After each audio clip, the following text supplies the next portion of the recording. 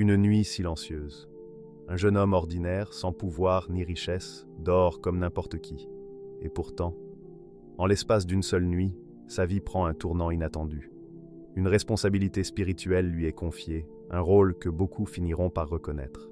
Comment un être banal, invisible dans la foule, peut-il devenir une source de guidance et d'inspiration pour d'autres? Ce chemin, au-delà de toute logique humaine, est celui du Mahdi. Mais contrairement au récit populaire, il ne commence pas par la souffrance ni l'ascétisme. Ce qui suit invite à la réflexion et à la foi, plutôt qu'à la compréhension humaine. Mais avant de poursuivre ce voyage spirituel, abonne-toi pour recevoir d'autres rappels lumineux et partage ces messages de sagesse autour de toi. Et si tu le peux, indiquez en commentaire de quelle ville ou de quel pays tu nous regardes. Ta présence enrichit cette belle communauté de réflexion, de paix et de bienveillance. La surprise divine. Le Mahdi n'est pas un ascète retiré dans les montagnes, méditant jour après jour, isolé du monde, accumulant des années de discipline pour mériter sa place. Cette image, bien que séduisante, s'éloigne de ce que décrivent les textes authentiques. Selon ses écrits, l'élévation du Mahdi est simple et profonde. Elle ne dépend ni d'un apprentissage long, ni d'une ascèse rigoureuse, ni de sacrifices répétés. Sa transformation se produit soudainement, comme un éclair de sagesse divine qui change tout en un instant. Imaginez un jeune homme ordinaire, comme vous ou moi, menant une vie simple. Il n'est ni célèbre ni particulièrement remarquable. Il n'a pas suivi de longues études religieuses, ni accumulé de titres ou de connaissances. Il pourrait passer inaperçu dans la foule. Et pourtant, une nuit, tout change. Le ciel semble se pencher sur lui. La lumière de la sagesse divine l'inonde. Son esprit, jusqu'ici limité par l'expérience humaine, s'ouvre à de nouveaux horizons. Chaque pensée et perception se transforme. Il n'a rien demandé, et pourtant, il reçoit ce que Dieu veut lui offrir. Cette idée peut surprendre. Nous avons tendance à penser que la grandeur spirituelle se mérite par l'effort, que la sagesse s'acquiert lentement, comme une plante sous le soleil et la pluie. Mais dans le cas du Mahdi, l'ordinaire devient extraordinaire d'un jour à l'autre, sans phase préparatoire. C'est un miracle radical qui dépasse notre logique habituelle. L'homme d'hier, avec ses faiblesses, devient le guide éclairé de sa communauté, détenteur d'une autorité spirituelle donnée par Dieu et non acquise. Sa force ne vient pas de ses compétences humaines, mais du souffle direct de la providence. Les textes disent que Dieu l'élève. Sagesse, discernement, capacité à guider, tout lui est accordé. Il devient capable de diriger avec une assurance qui dépasse toute expérience humaine. Son jugement et ses paroles portent un poids spirituel immédiat, offert comme un cadeau du ciel. Pour visualiser cette transformation, imaginez une ampoule éteinte depuis toujours. Elle représente le potentiel latent de l'homme. Le jour où Dieu intervient, c'est comme si quelqu'un appuyait sur l'interrupteur. La lumière éclate instantanément, illuminant non seulement son univers intérieur, mais aussi ceux qu'il peut guider. Il n'y a pas de lueur graduelle, c'est une illumination totale, révélant la vérité et la sagesse d'une manière inaccessible à l'homme seul. Il est important de noter que cette transformation ne dépend d'aucun mérite humain. Contrairement à l'image des saints qui se consacrent au jeûne ou à la prière, le Mahdi ne suit pas cette voie laborieuse. La surprise divine est totale. Il reçoit un don qui dépasse l'expérience humaine. Temps et espace semblent se plier devant la volonté de Dieu pour révéler une réalité supérieure. Le contraste avec sa vie précédente renforce la dimension miraculeuse. Rien ne laissait présager ce destin. Il n'avait pas été formé pour guider ou porter un rôle spirituel universel. Pourtant, le miracle le transforme en figure de référence, dont paroles et gestes deviennent des vecteurs de lumière, canalisant la volonté divine pour le bien des hommes. Ainsi, la puissance du Mahdi ne réside pas dans l'effort humain ou l'accumulation de savoir. Elle réside dans ce don soudain, cette grâce instantanée qui révèle l'homme tel que Dieu l'a voulu. Cette transformation, bien que puissante, ne le rend pas inaccessible. Il conserve son humanité, sublimée par la lumière divine. Il devient un pont entre l'humain et le divin. Enfin, cette surprise divine rappelle que la grandeur spirituelle ne se mesure pas selon nos critères humains. L'effort et la discipline sont précieux, Mais le miracle du Mahdi est un rappel que Dieu peut transformer l'ordinaire en extraordinaire à tout moment. La transformation est complète, immédiate et irréversible. Le Mahdi devient ce qu'aucun homme seul ne pourrait devenir. En conclusion, ce qui frappe, c'est la soudaineté et l'intégralité du miracle. La sagesse et la puissance spirituelle ne se gagnent pas, elles sont offertes. Dans cette intervention divine se trouve la clé de la figure du Mahdi, un homme ordinaire rendu extraordinairement lumineux par le souffle de Dieu. La résistance du jeune homme. Recevoir un don extraordinaire, soudain et divin, ne signifie pas savoir immédiatement quoi en faire. Pour le Mahdi, l'épreuve commence avec la résistance à ce don. Le jeune homme découvre un poids immense sur ses épaules, un fardeau qui dépasse tout ce qu'il avait imaginé. Il n'est pas seulement élu, il est responsable de guider, de montrer le chemin de la justice et de la vérité. Face à cette responsabilité, il hésite, il doute, il fuit. Le récit ne présente pas un Mahdi sûr de lui dès le départ. Non, il est d'abord un jeune homme ordinaire, saisi par la peur et la confusion. La fuite est instinctive. Que faire de cette puissance qui surgit sans prévenir? Comment porter ce rôle quand tout ce que l'on connaît de soi-même est limité et humain? Son esprit, auparavant tranquille, est traversé par un tourbillon de questions. Suis-je prêt à accepter cette responsabilité? Cette hésitation n'est pas un défaut. C'est la première leçon de son voyage spirituel. La résistance est naturelle et nécessaire. Elle révèle que la grandeur divine ne peut être acceptée passivement. Le vrai chemin spirituel commence ici, dans ce combat intérieur. Le Mahdi doit se confronter à lui-même, à ses doutes, avant d'embrasser pleinement le rôle que Dieu lui confie. C'est un rappel universel. Le don divin est une responsabilité, un appel à la transformation intérieure. Dans les premières heures, le jeune Mahdi cherche à se soustraire à ce fardeau. Il recherche le silence, l'ombre, l'éloignement des regards. Chaque lieu pouvant le protéger du monde devient un refuge. Il espère que le temps ou la distance allégeront le poids de sa mission. Mais la fuite est vaine. La transformation divine est irréversible.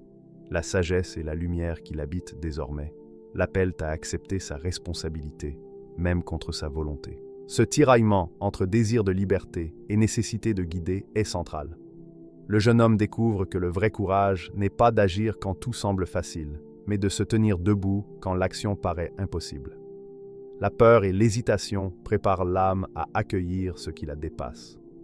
Dans cette lutte intérieure, le Mahdi commence à comprendre la relation entre l'humain et le divin. La résistance n'est pas un obstacle, c'est un passage initiatique, un miroir de la force véritable. Chaque instant de doute devient un apprentissage. La nuit, il réfléchit à chaque événement. Chaque geste, chaque décision, même mineure, est désormais empreinte d'une conscience nouvelle. La fuite extérieure est inutile. Le vrai combat est intérieur. Il faut accepter l'inconnu et se confronter à la responsabilité de devenir un canal pour la volonté divine.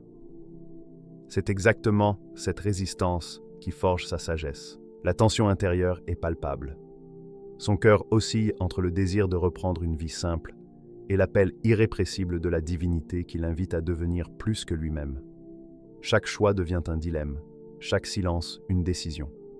Même la solitude devient un espace de confrontation, où son humanité et sa nouvelle nature spirituelle se rencontrent.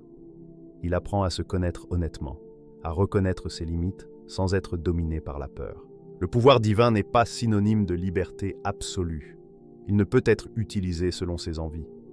Accepter le rôle de Mahdi, c'est accepter un engagement total qui dépasse les préférences individuelles.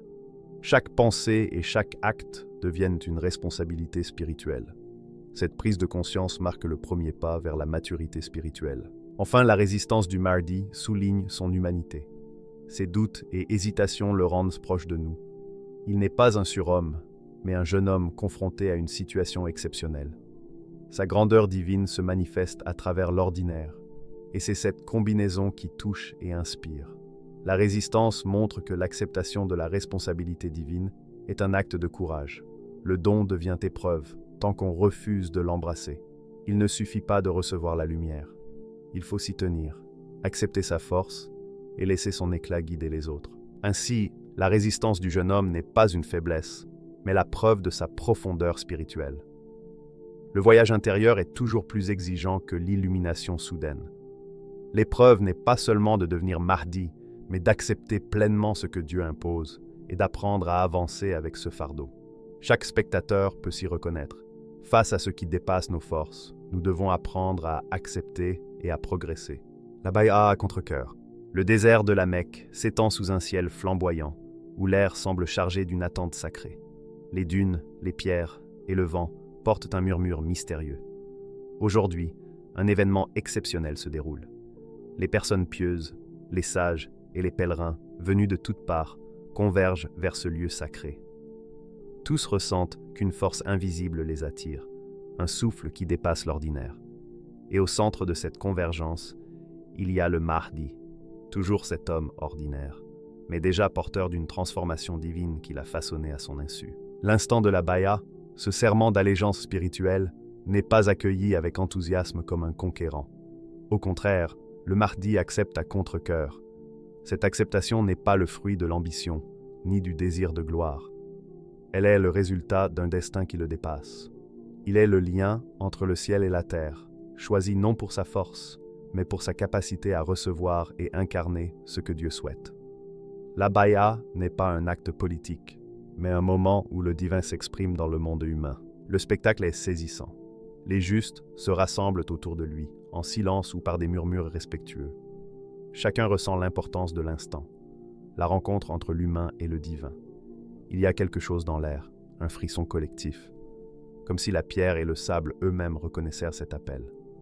Le Mahdi se tient là, humble et pourtant rayonnant par la lumière qui émane de lui, un contraste entre son apparence simple et le rôle spirituel qui lui est confié. Ce moment révèle une vérité essentielle.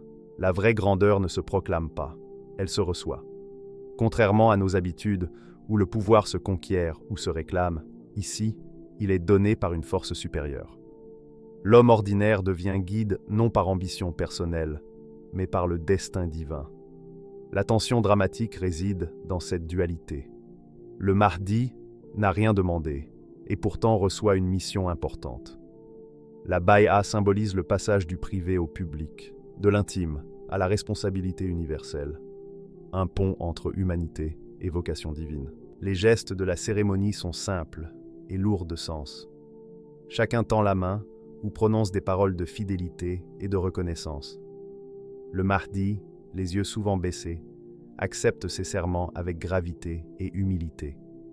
Son cœur, malgré la transformation divine, reste humain.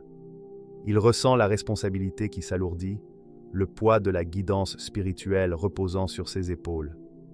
Cette hésitation renforce la légitimité de sa mission. Elle n'est pas usurpée, elle est donnée par un ordre supérieur. Le contraste est frappant. D'un côté, la foule respectueuse, symbole de la reconnaissance collective de la lumière divine. De l'autre, le Mahdi, méditatif, conscient que chaque geste et chaque parole portent un poids spirituel. Cette tension entre la volonté humaine et le destin impose un moment dramatique, où la gravité de la responsabilité et la fragilité de l'homme devant le divin se font ressentir. La Bay'a à contre-cœur marque le début visible de son chemin spirituel. Jusqu'ici, la transformation et la résistance étaient intérieures. Sagesse, lumière, doute et peur. Désormais, l'élévation devient perceptible pour le monde. Le Mahdi n'est plus seulement un homme transformé dans le secret de son cœur. Il est reconnu publiquement pour son rôle de guide spirituel. L'épreuve consiste à porter cette responsabilité avec humilité et justice, car elle n'est pas le fruit de l'ego, mais d'un mandat divin. Chaque regard porté vers lui, chaque geste est un rappel que l'homme ordinaire se trouve au centre d'un réseau d'âmes en quête de guidance et de lumière. La Bay'a n'est pas un acte de conquête, mais de reconnaissance mutuelle. Les participants reconnaissent la lumière divine en lui, et il accepte cette lumière pour servir le bien commun. Cette étape sublime la notion de leadership. Ce n'est pas la force ou l'intelligence qui crée l'autorité, mais la combinaison d'élévation divine et de consentement humain. La scène pourrait être comparée à un lever de soleil sur le désert. La lumière éclaire les visages, fait briller les pierres et le sable, transformant un paysage ordinaire en un théâtre sacré. Le Mahdi se tient au centre, humble mais irrésistible par la force tranquille qui émane de lui. Chaque mot, chaque geste résonne dans le cœur des fidèles. La Bay'a devient un rite fondateur, un moment où le destin rencontre le choix, où le divin touche le terrestre. L'hésitation du Mahdi rend ce moment encore plus puissant. Un guide qui accepte une mission avec légèreté pourrait susciter le respect, mais rarement l'inspiration. Ici, la réticence souligne l'authenticité. Il ne choisit pas la gloire, il choisit le service. L'acceptation à contre-cœur transforme la responsabilité en engagement sacré. Et cette tension entre humain et divin captive et inspire les participants. À travers cette cérémonie, le spectateur comprend que le destin impose, mais le cœur doit consentir. L'autorité naît d'un engagement intérieur profond. Le Mahdi, dans sa réticence, montre que le vrai pouvoir exige l'alignement entre volonté divine et conscience humaine. Sans ce consentement intérieur, la Bay'a ne serait qu'un geste formel. Avec lui, elle devient le symbole de la rencontre entre ciel et terre, de la guidance universelle et de la responsabilité humaine. Ainsi, la Bay'a à contre-cœur n'est pas seulement un rituel. C'est la manifestation tangible de la mission du Mahdi, le moment où l'homme ordinaire devient un guide spirituel. La solennité, la tension, la réticence et l'acceptation se combinent pour créer une scène d'une profondeur spirituelle exceptionnelle. Le pouvoir est là, donné par le divin, mais l'acceptation est volontaire. C'est cette rencontre unique entre destin et conscience humaine qui marque le début de son rôle de guide entre l'humain et le divin. La victoire miraculeuse. L'épreuve n'était pas seulement un défi matériel, mais un moment où la providence divine semblait se manifester. Les obstacles paraissaient immenses et insurmontables, la situation écrasante. Chaque difficulté résonnait comme un test de patience et de foi. Mais face à tout cela se tenait le Mahdi, homme ordinaire devenu guide spirituel, sans recours aux moyens humains habituels. Son arme n'était pas matérielle, elle venait directement du ciel, sous forme de sagesse, de lumière et de guidance. La tension était palpable. Beaucoup doutaient qu'un seul homme puisse faire face à des défis si grands. Et pourtant, ce qui se produisit dépassa toute attente humaine.